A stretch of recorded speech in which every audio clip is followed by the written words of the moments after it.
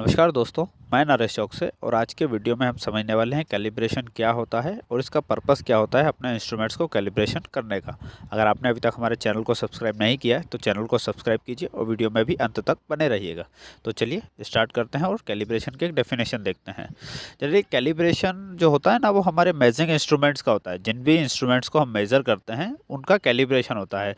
चाहे हम weight measure कर रहे हो, चाहे टेम्परेचर मेज़र कर रहे हो, या फिर हम कोई डायमेंशन मेज़र कर रहे हो, चाहे मेजरिंग टेप हो, वर्नियर, माइक्रोमीटर या वेइंग स्केल हो, या फिर हो सकता है हमारे पास एक कोई इंडस्ट्रियल ओवन हो, है ना। इंडस्ट्रियल ओवन में जो हमारा टेम्परेचर सेंसर लगा हुआ होता है ना, तो वो चाहे वही क्यों ना हो, उन सभी चीज़ों का कैलिब्रेशन होता है। और कैलिब्रेशन एक मतलब कैलिब्रेशन जो होता है ना, वो हम अपने जो हमारे पास इंस्ट्रूमेंट है उस इंस्ट्रूमेंट को चेक करते हैं। तो रेफरेंस से मीन्स हम किसी एक एजेंसी में भेजते हैं अपना इंस्ट्रूमेंट को, है ना। फिर उसका वहाँ पे जो रेफरेंस इंस्ट्रूमेंट उनके पास होता है, वो उससे हमारे इंस्ट्रूमेंट को कंपेयर करते हैं कि इसकी रीडिंग सही आ रही है या नहीं आ रही है। जैसे कि हमने कोई अपना मेजरिंग टेप भेजा है ना, कैलिब्रेशन करने के लिए लैब में।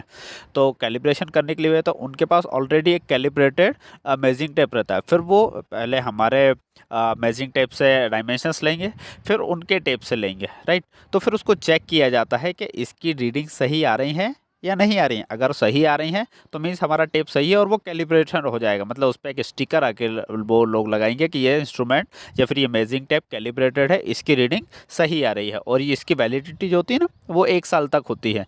मीन्स जैसे जैसे कि हमने किसी 1 को करवाया है, 1 जनवरी 2023 को अगर कैलिब्रेशन करवाया, जो नेक्स्ट कैलिब्रेशन आएगा ना, वो दिसंबर का लास्ट होगा, मतलब ईयर का लास्ट डे होगा। इसका मतलब हुआ कि ये 1 साल के लिए वैलिड होता है ये कैलिब्रेशन। फिर इसके बाद हमको फिर से इसको रिन्यू करवाना पड़ता है।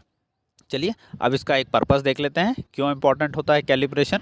कैलिब्रेशन को ना हम अपने मेजरिंग इंस्ट्रूमेंट्स को चेक करते हैं कि इसकी रीडिंग जो आ रही है वो सही आ रही है या नहीं आ रही। हो सकता है कि हमारा इंस्ट्रूमेंट कैलिब्रेटेड ना हो, है ना। अगर कैलिब्रेटेड नहीं है और फिर हमने उससे अपने कस्टमर को कोई प्रोडक्ट चेक करके दिखाया, या फिर हमने डायरेक्टली डिस्पैच किया इंस्पेक्शन करके, तो फिर उसकी रीडिंग तो इन्फीरियर आ रही है, तो वो डेफिनेटली है कि क्वालिटी में पास नहीं होगा।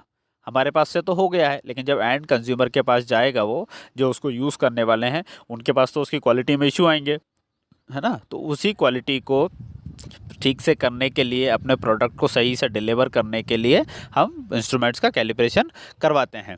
फिर इसके बाद जो हमारा नेक्स्ट आता है मेजरिंग एक्यूरेटली, मीन्स जो भी हम डायमेंशंस मेज़र कर रहे हैं, जो टेम्परेचर मेज़र कर रहे हैं ना, जो भी चीज़ हम मेज़र कर रहे हैं उसको एक्यूरेटली हम लोग मेज़र कर पाएँ, इसलिए हम कैलिब्रेशन करवाते हैं। और ये कैलिब्रेशन ना सिर्फ हमारे इंटरनल के लिए नहीं रहता है। ये जब हमारा कंपनी में ऑडिट होता है, चाहे वो किसी भी टाइप का ऑडिट हो, क्वालिटी का ऑडिट होता है, सिक्स सिग्मा का हो, इंटरनल डिपार्टमेंट हो, या हमारा कस्टमर आए, ये सभी जगह कैलिब्रेशन इंपॉर्टेंट होता है। कभी भी कस्टमर अगर हमारे पास इंस्पेक्शन के लिए आते हैं तो सबसे पहले वो यही देखते हैं कि इंस्ट्रूमेंट कैलिब्रेटेड है या नहीं है। और सिर्फ कैलिब्रेशन का स्टिकर से नहीं, वो इसका सर्टिफिकेट भी मांगते हैं कि जिस भी लैब से, जिस भी एजेंसी से आपने इंस्पेक्शन करवाया है, कैलिब्रेशन करवाया है, उसका हमको सर्टिफिकेट दिखाइए ना, और फिर with in a valid time में वो होना चाहिए। तो चलिए फ्रेंड्स, इसी के साथ आज के वीडियो